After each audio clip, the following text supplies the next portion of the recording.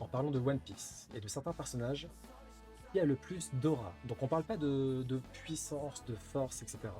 On parle d'aura. Est-ce que c'est Marshall D. Teach, qui devient à la fois Capitaine Corsair et Yonko en l'espace d'un mois, la seule personne à avoir été capable de manger 2 fruits du démon? C'est vrai que ça c'est quand même... C'est vrai qu'on a tendance à l'oublier, mais il a mangé 2 fruits du démon, le fou. Hein. Le kidnapping de... je sais plus comment elle s'appelle, la fille de Big Mom, sur son propre territoire, où Big Mom elle était pas là. Hein. Quand il tombe sur des gens qui sont trop forts, il fait bon allez, c'est bon, je me retire. Buggy. Buggy.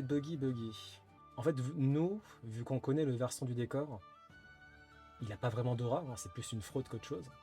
Garp aura incroyable. Garp qui combattait Roger dans le plus grand des calmes.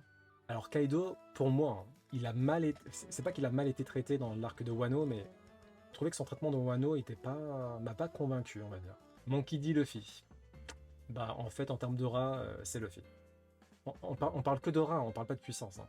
En termes d'aura, c'est Luffy, clairement. Il n'y a pas photo. Le moment où il intervient face à Big Mom et Kaido, là, c'est monstrueux, quoi. Marco, non. Marco, je t'aime bien, mais l'aura, c'est pas trop ça. Il a une aura, il a une petite aura, hein, mais bon. Mihawk, il pourrait avoir une aura de fou furieux s'il avait des feats à son actif. Le problème, c'est que Mihawk, il a aucun feat à son actif. On l'a jamais vu vraiment... On sait pas.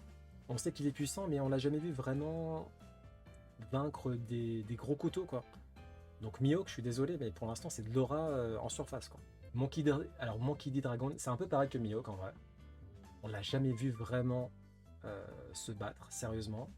Ceci dit, il est quand même à la tête de la révolution au niveau mondial. À mon avis, sa prime, elle doit être... C'est potentiellement la plus élevée. Et juste au niveau de son statut, il a une aura de fou furieux. Rayleigh, très très bonne aura, rien à dire. C'est un GOAT. C'est un GOAT, rien à dire. Bon, on regarde pas. On regarde pas. Enfin, les animaux ennemis, désolé. Bon, bref, il a la plus grande aura, basta. Allez, hop.